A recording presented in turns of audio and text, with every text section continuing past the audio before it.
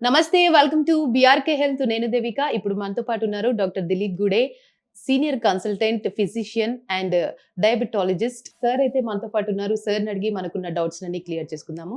నమస్తే సార్. నమస్తే. సార్ ఇవాళ వరల్డ్ కిడ్నీస్ డే కాబట్టి మీకు కిడ్నీకి సంబంధించి క్వెషన్స్ అడగాలనుకుంటున్నాను sir. Sure.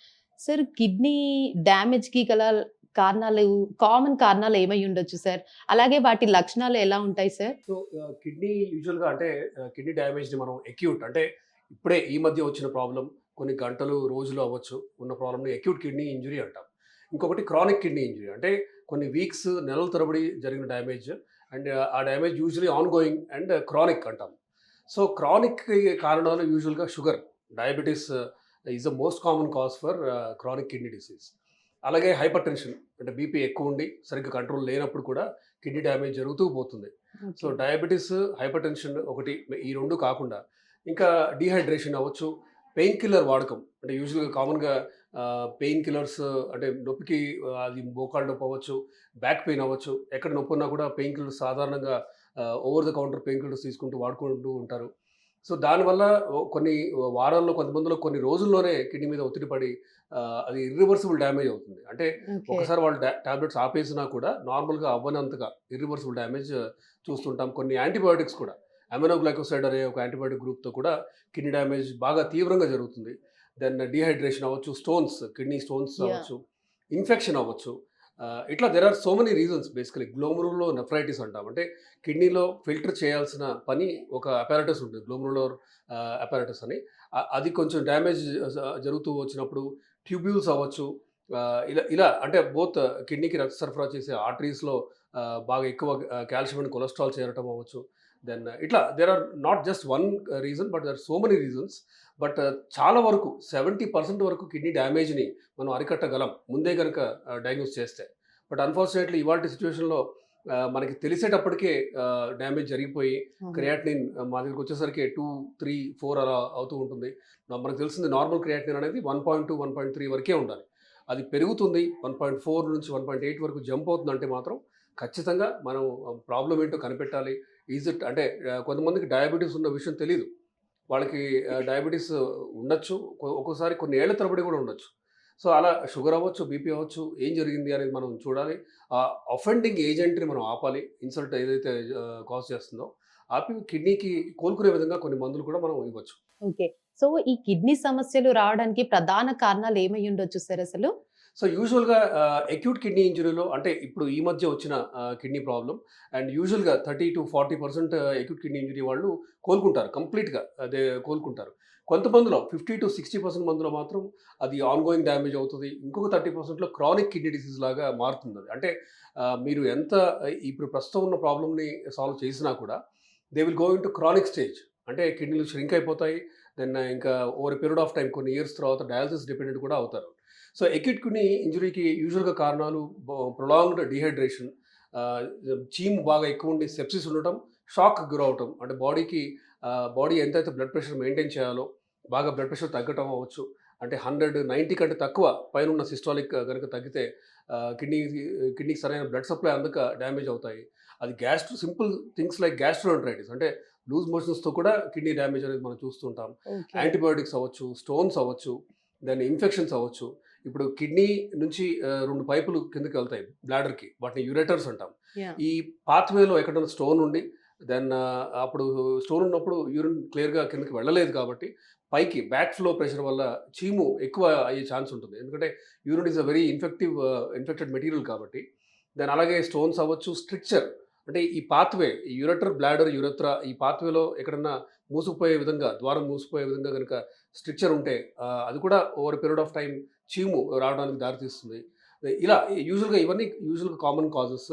But most common causes for chronic kidney disease మాత్రం diabetes, uncontrolled diabetes, hypertension, then pain killer use అవ్వచ్చు, రికరెంట్ స్టోన్స్ అవ్వచ్చు. ఇట్లా కొన్ని సందర్భాల్లో ఆటో ఇమ్యూన్ కండిషన్స్ కూడా చూస్తూ ఉంటాం. అంటే లూపస్, సిస్టమిక్ లూపస్ అంటాము, ఐజీఏ నెఫ్రోపతి అని ఇట్లా చాలా కారణాలు కిడ్నీ డ్యామేజ్‌కి ఉన్నాయి. ఓకే. సో, ఈ కిడ్నీ డ్యామేజ్ అనేది మనం ఫస్ట్ స్టేజ్‌లో ఎట్లా గుర్తించొచ్చు సార్? సో, చాలామంది కిడ్నీ డ్యామేజ్ జరిగింది అంటే క్రియాటినిన్ అనే ఒక టెస్ట్ మీదే ఎక్కువ ఫోకస్ పెడుతూ ఉంటారు. అది యూజువల్గా 1.4, 1.6, 1.8 అలా అవుతున్నప్పుడు అప్పుడే కనుక అంటే అప్పుడే వాళ్ళు గుర్తుపడతారు కిడ్నీ ప్రాబ్లం ఉంది అని. కానీ క్రియాటినిన్ రైజ్ అయ్యే ముందే అంటే much before creatinine can rise మనం యాక్చువల్గా కిడ్నీ డ్యామేజ్ గుర్తుపట్టాలంటే యూరిన్లో సింపుల్ టెస్ట్ ఒకటి ఉంటుంది. Urine albumin creatinine ratio. కొన్ని టెస్టులు వీటిని కొన్ని ల్యాబ్ సెంటర్స్ వీటిని యూరిన్ ప్రోటీన్ క్రియాటిన్ రేషియో అని కూడా అంటూ ఉంటారు. Albumin being the most common protein మనం యూఏసీఆర్ అని కూడా అంటుంటాం. అయితే యూఏసీఆర్ అనేది నార్మల్‌గా యూరిన్‌లో ప్రోటీన్ అనేది పోకూడదు. బట్ ప్రోటీన్ పోవటం స్టార్ట్ అయింది అంటే proteinuria, protein in the urine. So నార్మల్‌గా జీరో ఆర్ నిల్ ఉండాల్సింది ఒక్కోసారి 1+ అని చూస్తుంటాం. 2+, 3+, 4+ అని కూడా చూస్తుంటాం. సో ప్రోటీన్యూరియా స్టార్ట్ అవుతుంది అంటేనే మనం we have to understand some degree of kidney damage start అయింది. అది కారణం ఏంటి కనిపెట్టాలి. ఆ కారణాన్ని మనం ట్రీట్ చేయాలి. అండ్ కిడ్నీ మీద పడే ఒత్తిడిని మనం అక్కడే ఫస్ట్ ఆపాలి. సో క్రియాటినిన్ రైజ్ అయ్యే ముందే ఒక్కొక్కసారి కొన్ని మంత్స్ ముందే ఆర్ ఒక్కోసారి ఇయర్స్ ముందే ప్రోటీన్యూరియా చూస్తాం మనం. అంటే యూరిన్‌లో ప్రోటీన్ పోవటం అనేది. సో ఇలా ముందే గుర్తుపట్టే కొన్ని టెస్టులు ఖచ్చితంగా ఈ కిడ్నీ డ్యామేజ్ పూర్తిగా అంటే ఇర్రివర్సిబుల్ స్టేజ్ వరకు వెళ్ళే అంత సీరియస్‌గా తీవ్రంగా లేకుండా ఉండటానికి మనం ముందే గుర్తుపట్టి ఆ కాజ్‌ని మనం గుర్తుపెట్టాలి. దాన్ని ట్రీట్ కూడా చేస్తే we can save the kidneys basically. Okay. అంటే చాలామంది ఈ మధ్య కాలంలో ఏంటి అంటే సార్ ఏ చిన్నదానికి గూడా టాబ్లెట్స్ తీసుకోవడము, ప్రతి దానికి గూడా టాబ్లెట్స్ తీసుకోవడం అట్లాంటిది జరుగుతుంది. సో దానివల్ల కిడ్నీస్‌కి ఏమైనా ఎఫెక్ట్ పడే అవకాశం ఉందంటారా సార్? ఖచ్చితంగా. Over the counter medicines prescription లేకుండా ఆర్ ఈవెన్ ప్రిస్క్రిప్షన్ ఉన్నా కూడా డాక్టర్ యూజువల్‌గా 1 వీక్ అని రాస్తారు. యాహ్! సపోజ్ పెయిన్ కిల్లర్స్ కానీ ఏమైనా ఉంటే 5 డేసో, 4 డేసో అని రాస్తే అదే ప్రిస్క్రిప్షన్ చూపించి మళ్ళీ కొంటూ ఉంటారు. అండ్ దెన్ తద్వారా వాళ్ళకి తెలియకుండానే they are damaging their kidneys. అది యాహ్! కూడా ఇర్రివర్సిబుల్‌గా. మీరు నమ్మరు కొన్ని మందులున్నాయి. ఇప్పుడు ఐబుప్రోఫెన్ లాంటి పెయిన్ కిల్లర్ టాబ్లెట్‌లు ఒక డయాబెటిక్ పేషెంట్ ఒక 2 రోజులు నాన్ స్టాప్ ఒక 2, 3 టైమ్స్ పర్ డే వేసుకుంటే ఇర్రివర్సిబుల్ కిడ్నీ డ్యామేజ్ జరుగుతుంది. అంటే సంథింగ్ యాజ్ సింపుల్ యాజ్ 2, 3 రోజులు పెయిన్ కిల్లర్ వాడినా కూడా జరిగే ఈ కిడ్నీ డ్యామేజ్‌ని మనం కొంచెం అంటే ఈ over the counter prescriptions pain killer వాడకం ఆర్ అమ్మకం ఇన్‌ఫాక్ట్ సేల్ అనేదిని మనం నియంత్రించాలి. We have to stop it and prescription only pain medicines అంటే పెయిన్ కిల్లర్ సేల్ అనేది జరగాలి. దాని మీద డేటు ఉండాలి. అండ్ ఆ డాక్టర్ ఎన్ని రోజులు రాశారనేది చూడాలి. యూజువల్‌గా అంటే 3 డేస్, 4 డేస్ దాటి పెయిన్ కిల్లర్స్ వాడటం మంచిది కాదు. అయితే okay. In fact 95 out of 100 pain killer మందులు కిడ్నీని ఇబ్బంది పెట్టేవే. రైట్? Only yeah! ఒక 4, 5% ఉన్నాయి. కొంచెం సేఫ్ అవి. కిడ్నీ ఫ్రెండ్లీ పెయిన్ కిల్లర్ మందులు. ఇకపోతే ఇప్పుడు యూజువల్‌గా గ్యాస్ట్రైటిస్, అసిడిటీ పెరుగుతుందని యాసిడ్ లెవెల్ తగ్గించుకునే పాంటోప్రజోల్, ఒమెప్రజోల్ లాంటి మందులు కూడా చాలామంది వాడుతూ ఉంటారు. ఇది కూడా ఏంటంటే యూజువల్‌గా మేము ఇచ్చేది 20 డేస్, 30 డేస్ వరకు మాత్రమే. కానీ people take it for years. Yeah! So simple things like అంటే యాసిడ్ తగ్గించే మందులతో కూడా లాంగ్ టర్మ్ కిడ్నీ డ్యామేజ్ అనేది జరగొచ్చు. దెన్ ఇన్ఫెక్షన్ ఉన్నప్పుడు యాంటీబయాటిక్స్ తీసుకోవడం, ivy antibiotics especially amino glycosides అంటే అది స్ట్రెప్టోమైసిన్ అవ్వచ్చు, అమికాసిన్ అవ్వచ్చు. ఇట్లా కొన్ని మందులున్నాయి. ఇవి యూజువల్‌గా కిడ్నీ ద్వారానే బయటికెళ్ళాలి. ఓకే. మెటబోలైజ్ అయిన తర్వాత. బయటికి వెళ్తూ కిడ్నీని ఇర్రివర్సిబుల్‌గా డ్యామేజ్ చేసి వెళ్తాయి. ఓకే. రైట్? సో, అలా చాలా క్లాసెస్ ఆఫ్ మెడిసిన్స్ ఉన్నాయి. కిడ్నీని ఇబ్బంది పెట్టి ప్రెషర్ పెట్టే మందులు. సో, వీటి వాడకం, వీటి అమ్మకం మనం ఖచ్చితంగా నియంత్రించాలి, ఆపాలి. సో, ఒకవేళ పెయిన్ కిల్లర్స్ ఇచ్చినా కూడా టెంపరరీగా 2-3 డేస్ వరకు మాత్రమే వాడాలి. Not more than that. And spray యూజువల్‌గా టాపికల్ అంటే మనం ఇప్పుడు మోకాళ్ళ నొప్పి ఉంది. మనం యాహ్! యూజువల్‌గా స్ప్రే లాంటివి వాడితే అది యూజువల్‌గా సిస్టమిక్ సర్క్యులేషన్‌కి వెళ్ళి కిడ్నీని ఇబ్బంది పెట్టే ఛాన్స్ తక్కువుంటుంది. Rather than taking a tablet. మనం టాబ్లెట్ ఏసుకుంటే యాహ్! ఆబ్వియస్‌లీ బ్లడ్‌లో వెళ్ళి కిడ్నీల ద్వారానే కిడ్నీలో. బయటికి వెళ్ళాలి హ్మ్. కాబట్టి కిడ్నీ మీద ఒత్తిడి ఒక 90 టైమ్స్ ఎక్కువుంటుంది. రాదర్ థాన్ టాపికల్ అంటే స్ప్రే గాని, దెన్ ఆయింట్‌మెంట్ లాంటివి రాసి మసాజ్ చేస్తే యూజువల్‌గా పెయిన్ తగ్గుతుంది. ఒక పక్క కిడ్నీస్ కూడా మనం రక్షించిన వాళ్ళవుతాం. యాహ్! అంటే ఇంకో కొందరికి ఎట్లా అంటే సార్ కొందరికి అంటే నార్మల్‌గా స్మోక్ చేస్తే గాని, డ్రింక్ చేస్తే గాని కిడ్నీ సమస్యలొచ్చే ఛాన్సెస్ ఉన్నాయి అని చెప్పేసి అంటారు. కొందరు అవన్నీ అలవాట్లు లేకున్నా గూడా ఆ సమస్యలు వస్తున్నాయి అని చెప్పేసేసి అంటుంటారు గదా సార్. రైట్. దానికి రీజన్ ఏమై ఉండొచ్చు సార్? సో, అంటే చాలా కారణాలున్నాయండి. అంటే ఇప్పుడు ఇన్‌ఫాక్ట్ మనకు తెలిసిందే డయాబెటిస్ అండ్ హైపర్‌టెన్షన్ అంటే అన్‌కంట్రోల్డ్ షుగర్ ఉండటం, బీపీ ఉండటం most common causes for kidney damage. అయితే ఈ పెయిన్ కిల్లర్ వాడకం లేదు. ఇన్‌ఫాక్ట్ స్మోకింగ్, ఆల్కహాల్ కూడా important risk factors for kidney disease. Okay. సరే ఇవేమీ లేవు. అయినా సరే కిడ్నీ డ్యామేజ్ రావడం అనేది చూస్తూ ఉంటాం. యాహ్! ఇన్‌ఫాక్ట్ యంగ్ ఏజ్‌లోనే చూస్తున్నాం. యాహ్! 20స్, 30స్‌లో కూడా people who have irreversible kidney damage in fact ఒక్కోసారి చాలా బాధ అనిపిస్తూ ఉంటుంది. 20, 30 ఇన్‌ఫాక్ట్ 25 ఏజ్ గ్రూప్‌లో కూడా అంటే ఎలాంటి హ్యాబిట్స్ లేకుండా క్రియాటినిన్ 3 అవ్వటం, 4 అవ్వటం, 5, దెన్ ఆఫ్‌కోర్స్ 5, 6 దాటితే మనం డయాలిసిస్ డిపెండెంట్ అవుతారు. వాళ్ళకి ట్రాన్స్‌ప్లాంట్ ఆప్షన్ కూడా మనం ఇవ్వాలి. సో, అది ఎందుకొస్తుంది? ఇలా ఎలాంటి రిస్క్ ఫ్యాక్టర్స్ లేకుండా అంటే యూజువల్‌గా ఇవి డయాగ్నోస్డ్. అంటే అంటే ఇప్పుడు మనకు ఏంటంటే సీకేడీయూ అనే ఒక ఎంటిటీ ఉంది. సీకేడీ అంటే క్రానిక్ కిడ్నీ డిసీజ్. అంటే ఓకే. అన్‌నోన్. ఓకే. సీకేడీయూ అనేది chronic kidney disease of unknown aetiology. అంటే ఈ పలానా నిర్దిష్టమైన కాజ్ వల్ల వచ్చిన కిడ్నీ డ్యామేజ్ కాదు. అంటే కిడ్నీ డ్యామేజ్ అని చెప్పలేని కండిషన్స్‌లో సీకేడీయూ అనే ఒక బ్రాకెట్ ఆఫ్ కండిషన్స్ ఉన్నాయి. So, okay. దానికి జెనెటిక్ కారణాలు అవ్వచ్చు. కొన్ని ఆటోఇమ్యూన్ కారణాలు అంటాం. అంటే ఆటోఇమ్యూన్ అంటే అండ్ ఇప్పుడు సపోజ్ బాడీ లోకి ఏమైనా బ్యాక్టీరియా గాని, వైరస్ కానీ ఏమైనా ఎంటర్ అయినప్పుడు అవి పారద్రోలడానికి యాంటీబాడీస్ ప్రొడ్యూస్ చేస్తది బాడీ. వాటిని ఫైట్ చేయడానికి. అయితే ఓకే. ఈ యాంటీబాడీస్ కొంతమందిలో సొంత టిష్యూ కూడా అటాక్ చేస్తాయన్నమాట. అంటే తన సొంత బాడీలో యాంటీబాడీస్ ప్రొడ్యూస్ అయ్యి అవే యాంటీబాడీస్ వెళ్లి కిడ్నీ మీద కూడా అటాక్ చేయడాన్ని ఆటో ఇమ్యూన్ ఫినామినన్ అంటాం. ఇది ఓకే. చాలా వ్యాధులున్నాయి. ఐజీఏ నెఫ్రోపతి అవ్వచ్చు, లూపస్, సిస్టమిక్ లూపస్ ఎరిథమెటోస్ అంటాము, లూపస్ కిడ్నీ అంటాము. ఇట్లా రకరకాల ఎస్ఎల్ఈ కానీ, జోగ్రెన్స్ కానీ, there are so many auto immune conditions. అంటే అఫ్‌కోర్స్ ఇవి రేర్ కాజెసే. బట్ జెనెటిక్ కాజెస్ అవ్వచ్చు, రేర్ ఆటో ఇమ్యూన్ ఫినామినా అవ్వచ్చు. వీటి వల్ల కూడా ఎర్లీ యంగ్ ఏజ్‌లో కూడా మనం irreversible kidney damage requiring dialysis or transplant అనేది మనం చూస్తున్నాం ఈ మధ్య. ఓకే. రైట్. సో, ఇప్పుడు కిడ్నీ డ్యామేజ్ ఉన్నవాళ్ళు, కిడ్నీ సమస్యలు ఉన్నవాళ్ళు బేసిక్‌గా వాళ్ళు ఎట్లాంటి ఫుడ్ తీసుకుంటే బెస్ట్ అంటారు సార్? రైట్. ఒక ఫుడ్ అనేది very important aspect. In fact yeah! Even to prevent kidney disease. ఒకసారి వచ్చిన తర్వాత ఆపటం ఒకటి, అసలు రాకుండా ఆపటం ఆర్ ముందే డయాగ్నోస్ చేయటం ఇవన్నీ కూడా రియల్లీ ఇంపార్టెంట్. సో, కిడ్నీ మీద ఒత్తిడి పెట్టని ఫుడ్స్ ఏంటి అంటే యూజువల్లీ నాన్ వెజ్, యూజువల్‌గా రెడ్ మీట్ అంటే మటన్ మెయిన్‌లీ ఇలాంటివి కంప్లీట్‌గా ఆపాలి మనం. అంటే కిడ్నీ మీద ఒత్తిడి తగ్గాలి అంటే రెడ్ మీట్ కంపల్సరీ ఆపాలి.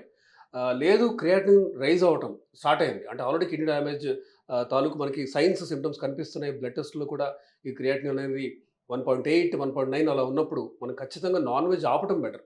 అంటే ఓకే. అది ఫిష్ అవ్వనివ్వండి, చికెన్ అవ్వనివ్వండి, ఈవెన్ ఎగ్ వైట్ కూడా ఇవి ఆపితేనే మంచిది. ఎందుకంటే ఈ యానిమల్ ప్రోటీన్ అనేది యూజువల్‌గా కిడ్నీ మీద ఒత్తిడి పెట్టే ఫుడ్డే అది. So, okay. అది మనం తగ్గించి ప్లాంట్ ప్రోటీన్ మీద ఎక్కువ ఎంఫసైజ్ చేయాలి. ఓకే. రైట్. దాల్స్ కానీ అన్ని దాల్స్ తీసుకోవచ్చు.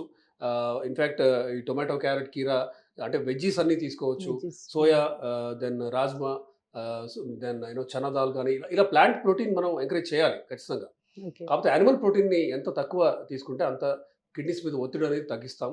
మోస్ట్ ఇంపార్టెంట్‌లీ ఫ్లూయిడ్స్ అంటే వాటర్ ఇంటేక్ బాగా ఎక్కువ ఉండాలి. ఇప్పుడే స్టార్ట్ అవుతున్న ప్రీ రీనల్ ఏకేఐ అంటాం. అంటే acute kidney injury. But pre renal అంటే డీహైడ్రేషన్ వల్ల వచ్చిన కిడ్నీ ప్రాబ్లమ్. యాహ్! వీళ్ళకి హైడ్రేషన్ అనేది ఒక ఆక్సిజన్ లాంటిది. కిడ్నీలకి మనం ఇచ్చే ఒక ఆక్సిజన్ లాంటిది. సో, అంటే కనీసం 3.5-4 లీటర్స్ ఆఫ్ ఫ్లూయిడ్స్ తీసుకోవాలి. ఎస్పెషల్లీ డయాబెటిక్ పేషెంట్స్ వీళ్ళలో డయాబెటిక్ కిడ్నీ డిసీజ్ స్టార్ట్ అయింది అనుకోండి. ఖచ్చితంగా they have to be 3-4 litres fluids తీసుకోవాలి. ఎందుకంటే one of the anti diabetic class SGLT2 inhibitors అనే ఒక క్లాస్ ఉంది. అంటే షుగర్స్ తగ్గించే మనం ఇచ్చే ఓకే. యాంటీ డయాబెటిక్ మందుల్లో ఎంపాగ్లిఫోజన్, డాపాగ్లిఫోజన్ ఆర్ కానాగ్లిఫోజన్ ఇవి ఇచ్చినప్పుడు కొంత డీహైడ్రేషన్ ఇంకా జరుగుతుంది. కాబట్టి ఈ డయాబెటిక్ పేషెంట్స్‌లో ఖచ్చితంగా ఈ క్లాస్ ఆఫ్ మందుల మీద ఉన్నప్పుడు మీరు 3-4 లీటర్స్ ఆఫ్ ఫ్లూయిడ్స్ తీసుకుంటే you can protect your kidneys mainly. And pain killer వాడకం కంప్లీట్‌గా ఆపాలి. దెన్ కిడ్నీ, యూరెటర్, బ్లాడర్, యురెత్రా ఇదంతా బానే ఉందా? స్ట్రిక్చర్స్ ఏమైనా ఉన్నాయా? స్టోన్స్ ఉన్నాయా? యూరిక్ యాసిడ్ ఎలా ఉంది? In fact okay. Uric acid content పెరుగుతున్న కొద్దీ కూడా ఈ యూరిక్ యాసిడ్ అనేవి సూదుల్లాగా, నీడిల్స్ లాగా వెళ్ళి క్రిస్టల్స్ వెళ్ళి కిడ్నీలో కూర్చుంటాయి. యాహ్! యూరేట్ నెఫ్రోపతి అనే ఒక కండిషన్ కూడా ఉంది. సో, యూరిక్ యాసిడ్ పెరిగినా కూడా మనం సీకేడీ అనేది చూస్తూ ఉంటాం. సో, ఒకవైపు నాన్ వెజ్ ఇంటేక్ తగ్గియటం, ఫ్లూయిడ్స్ బాగా పెంచటం, షుగరు, బీపీ ఉన్నప్పుడు మంచి కంట్రోల్, నియంత్రణ అనేది వెరీ ఇంపార్టెంట్. డయాబెటిక్ పేషెంట్‌లో లెస్ థాన్ 120, 80 మనం టార్గెట్ చేయాలి. అంటే strict BP control in a diabetic patient. Okay. అది కూడా బీపీకి మీరు వాడే మందులు చాలా ఇంపార్టెంట్. ఓకే. ఎందుకంటే ఏస్ ఇన్హిబిటర్స్ ఆర్ ఏఆర్‌బీస్ అంటాం. అంటే ఒకవైపు క్యాప్టోప్రిల్, ఎనలాప్రిల్, రామిప్రిల్ లాంటి మందులు, ఇంకొక వైపు టెల్మిసాటన్, ఒల్మిసాటన్ లాంటి మందులు, బీపీ మందులు డయాబెటిక్ పేషెంట్‌లో ఖచ్చితంగా వాడాల్సిన మందులివి. ఓకే. లేదు క్రియాటినిన్ 3 దాటుతుంది అన్నప్పుడు ఆఫ్‌కోర్స్ ఈ మందులు ఆపుతాము. వేరే మందులు ఇస్తాం. సో, మనం వాడే మందులతో అంటే మందుల్లో కొంత చిన్న మార్పులు చేస్తూ, మంచి బీపీ కంట్రోల్, మంచి షుగర్ కంట్రోల్ గనుక చేస్తూ, హైడ్రేషన్ చేస్తూ, దెన్ నాన్ వెజ్ ఇంటేక్ ఎంత తగ్గిస్తే అంత మనం అంత పాసిబుల్ లాగా తీసుకుంటూ, దెన్ స్టోన్స్ లాంటివి ఏమి లేకుండా ఈ ద్వారం అంటే 2 కిడ్నీస్ నుంచి బ్లాడర్‌కి వెళ్ళే పైప్స్ అవ్వచ్చు, బయటికి వెళ్ళే యురెత్రా అవ్వచ్చు. వీటిలో ఎక్కడ అబ్‌స్ట్రక్షన్ అనేది లేకుండా మనం చూసుకుంటే ఖచ్చితంగా కిడ్నీస్‌ని రక్షించిన వాళ్ళం అవుతాం. ఓకే. సో ఇప్పుడు ఈ కిడ్నీ పేషెంట్స్ ఉంటారు కదా! అంటే లైక్ కిడ్నీ డ్యామేజ్ అయిన వాళ్ళు ఎక్సర్‌సైజ్ అట్లాంటివి మీరేమైనా యాస్ ఎ డాక్టర్‌గా ఏమైనా సజెస్ట్ చేస్తారా సార్? సో, ఖచ్చితంగా చేయాలి. ఎందుకంటే మాల్ న్యూట్రిషన్ అనేది చాలా కామన్‌గా చూస్తూ ఉంటాం. చాలామంది కిడ్నీ డిసీజ్ ఉన్నప్పుడు ప్రోటీన్ ఇంటేక్ యూజువల్‌గా 0.8 gram per KG body weight అంటాం. అంటే ఇప్పుడు సపోజ్ 70 కేజీస్ ఉన్న అతను యూజువల్‌గా 55 గ్రామ్స్ కంటే ఎక్కువ per day total per day protein intake అనేది అంతకంటే ఎక్కువ తీసుకోకూడదు. కానీ ఇండియన్ డైట్‌లో అన్‌ఫార్చునేట్‌లీ ఫుల్లీ కార్బ్ రిచ్చే డైట్ అనమాట మనం తీసుకునేది. సో, కిడ్నీ డ్యామేజ్ లేని వాళ్ళు in fact 1.2 grams per KG body weight తీసుకోవచ్చు. అంటే ఒక 70 కేజీస్ ఉన్న అతను ఎలాంటి కిడ్నీ ప్రాబ్లమ్ లేని వాళ్ళు, షుగర్ బీపీ లేని వాళ్ళు ఈవెన్ 75, 80 గ్రామ్స్ అయినా మనం సేఫ్‌గా తీసుకోవచ్చు పర్ డే. అయితే బేసిక్‌గా మోస్ట్ ఇంపార్టెంట్ థింగ్ ఏంటంటే ఇప్పుడు ఒకవైపు హైడ్రేషన్ చేసుకుంటూ ఎక్సర్సైజ్ చేయకపోతే మీకు బాడీలో ప్రోటీన్ అబ్జార్ప్షన్ కూడా తగ్గుతుంది. మజిల్ మీరు బల్క్ కూడా తగ్గుతూ ఉంటుంది. దెన్ మాల్ న్యూట్రిషన్ అంటే బోత్ ఫ్యాట్ పెరగడం కూడా మాల్ న్యూట్రిషనే. ఒబిసిటీ కూడా ఒక రకమైన మాల్ న్యూట్రిషన్. అంటే సన్నగా ఉండటం ఒకవైపు, బాగా ఎక్కువ ఫ్యాట్ టోటల్ బాడీ ఫ్యాట్ ఉండి మజిల్ తక్కువ ఉండటం అది కూడా ప్రాబ్లమే. కాబట్టి యాహ్! ఎక్సర్సైజ్ చేయాలి. కాకపోతే మితంగా ప్రోటీన్ తీసుకోవాలి. మరీ యాహ్! ఎక్కువ ప్రోటీన్ తీసుకోవడం కూడా డైట్ అంత మెయిన్. మంచిది కాదు. కొంతమంది స్టెరాయిడ్స్ తీసుకుంటూ బాడీ బిల్డింగ్‌లో బాగా తీవ్రంగా 2 grams per KG 3 grams per KG body weight అలా ఎక్కువ అతి ప్రోటీన్ తీసుకుంటే కూడా కిడ్నీస్ మీద ఒత్తిడి పడి ఫెయిల్ అయిన వాళ్ళు కూడా మన దగ్గరికి వస్తున్నారు. ఓకే. కాబట్టి మితంగా ప్రోటీన్ తీసుకోవాలి. దెన్ ఎక్సర్సైజ్ ఖచ్చితంగా చేయాలి. మజిల్ బల్క్ ఇంప్రూవ్ చేసుకోవాలి. కార్డియో కూడా చేయాలి. అంటే ఎక్సర్సైజ్‌లో 2 ఉంటాయి. అంటే ఒకవైపు ట్రెడ్‌మిల్ లాంటివి చేస్తూ దెన్ సైక్లింగ్ అవ్వచ్చు, స్విమ్మింగ్ అవ్వచ్చు. ఇవన్నీ చేయాలి. ఇవాళ ఈ కార్డియో చేస్తే రేపు మజిల్ బల్క్ పెరిగే విధంగా అంటే స్క్వాట్స్ కూర్చొని లేచే స్క్వాట్స్ అవ్వచ్చు. అంటే ఓకే. బరువు పట్టుకొని లేదంటే బైసెప్స్, ట్రైసెప్స్ ఇలా మజిల్ గ్రూప్‌ని మనం టార్గెట్ చేసి బ్యాక్ అవ్వచ్చు, యాబ్స్ అవ్వచ్చు. సో, ఎక్సర్సైజ్ అనేది కిడ్నీ పేషెంట్స్ కూడా చేయాల్సిన ఫినామినన్. అండ్ కిడ్నీ డిసీజ్ ఉంది కదా అని మేము ఎక్సర్సైజ్ చేయకూడదని ఎవరన్నా అంటే అది ఖచ్చితంగా తప్పే. ఓకే. సో సార్ మీ దగ్గరికి పేషెంట్స్ అంటే లైక్ ఏ ఏజ్ వాళ్ళు ఎక్కువ మంది ఈ కిడ్నీ డ్యామేజ్‌ని ఫేస్ చేసేవాళ్ళు ఏ ఏజ్ వాళ్ళు వస్తున్నారు సార్ మీ దగ్గర? యూజువల్‌గా 40 దాటిన వాళ్ళే ఉంటారు. ఓకే. బట్ రేర్‌గా we are seeing even young అంటే 25, 30 ఏజ్ గ్రూప్‌లో కూడా చూస్తున్నాం. అంటే ఓకే. ఇప్పుడు స్మోకింగ్, ఆల్కహాల్ వల్ల అవ్వచ్చు. లేదంటే అన్‌డయాగ్నోస్డ్ డయాబెటిస్, హైపర్‌టెన్షన్ అవ్వచ్చు. అంటే వాళ్ళకి తెలీదు షుగర్ ఉన్న విషయం. యాహ్! అన్‌ఫార్చునేట్‌లీ షుగర్ కానీ, బీపీ కానీ ఏంటంటే ప్రస్ఫుటమైన సైన్స్, సింప్టమ్స్‌తో రావు. హ్మ్. ఇప్పుడు కనిపెట్టేటప్పటికి లేట్ అయి ఉండొచ్చు. ఒక్కోసారి కొంతమంది మా దగ్గరికి 12 హెచ్‌బీఏవన్సీతో డయాగ్నోసిస్‌లో వస్తూ ఉంటారు. While 6.5 or more is diabetes. So, అట్లా అన్‌డయాగ్నోస్డ్ డయాబెటిస్ కానీ బీపీ కూడా చాలామందికి 170/100 అని ఉంటుంది. బీపీ ఉంటే ఛాతీ బరువు అనిపించడం కానీ, తలనొప్పి కానీ, తల తిరగటం లాంటి ఖచ్చితంగా ఉండాలని లేదు. Yeah! Unfortunately BP and sugar uncontrolled ఉన్నా కూడా సైన్స్ అండ్ సింప్టమ్స్ ఉండాల్సిన అవసరం లేదు. కాబట్టి ఒకటే మార్గం దీనికి. మీరు యాన్యువల్ హెల్త్ చెక్స్ అంటే సంవత్సరంలో if you are young 30 or less ఉంటే వన్స్ 35, 40 దాటితే మాత్రం సంవత్సరంలో 2 సార్లు మీరు యాన్యువల్ హెల్త్ చెక్స్ చేయాలి. చేస్తేనే బయటపడే ప్రాబ్లమ్స్ ఇవి. ఇది డయాబెటిస్ కానీ, ఓకే. షుగర్ కానీ ఇలా. సో, యూజువల్‌గా ఓల్డర్ ఏజ్ గ్రూప్ 40, 50 దాటిన వాళ్ళు, అన్‌కంట్రోల్డ్ డయాబెటిస్ ఉన్న వాళ్ళలోనే యూజువల్‌గా కిడ్నీ డ్యామేజ్ అనేది మనం చూస్తున్నాం. ఓకే. సో చూసారు గదండీ! నార్మల్‌గా కిడ్నీ డ్యామేజ్ అనేది ఏ ఏజ్‌లో వస్తుంది. అండ్ వాళ్ళకి కిడ్నీ సమస్యలు ఎవరికైతే ఉన్న వాళ్ళకి ఫస్ట్ స్టేజ్‌లో ఎలా గుర్తించాలి? వాటి సింప్టమ్స్ ఎలా ఉంటాయి? అండ్ అదున్న వాళ్ళు ఎట్లాంటి ట్రీట్మెంట్ తీసుకోవాలి? ఇంకా చాలామంది ఆహ్, ఊరికనే టాబ్లెట్స్ యూజ్ చేస్తుంటారు. సో అది కంప్లీట్‌లీ అవాయిడ్ చేయడం బెస్ట్ అని చెప్పేసి సార్ అయితే చెప్తున్నారు. అండ్ కిడ్నీ సమస్యలు ఉన్న వాళ్ళు ఎట్లాంటి ఫుడ్ తీసుకోవాలి? ఎట్లాంటి డైట్ తీసుకోవాలి? ఎలా ఉండాలి? లైఫ్ స్టైల్ కూడా ఎట్లా ఉండాలి? అని చెప్పేసి కూడా సార్ అయితే చాలా చక్కగా వివరించి చెప్పారు. Thank you sir. Thank you.